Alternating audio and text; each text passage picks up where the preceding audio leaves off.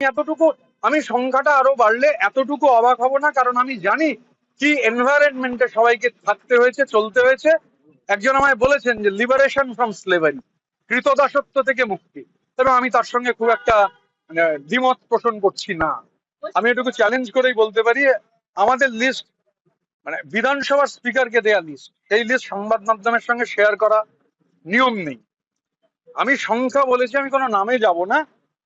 আমাদের সংখ্যা, যে সংখ্যা আমি বলেছিলাম, আমি তাতেই স্টিক করছি আপাতত।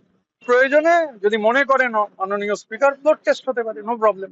কে দুজন বিধায়ক শপথ নিয়েছেন, একজন বিজেপির দেবাংশু পণ্ডা, আরেকজন আমাদের বিধায়ক।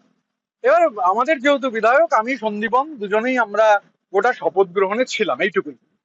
আমরাই তো এখানে মূল ফোর্স, 2/3 বেশি বিধায়কের সমর্থন।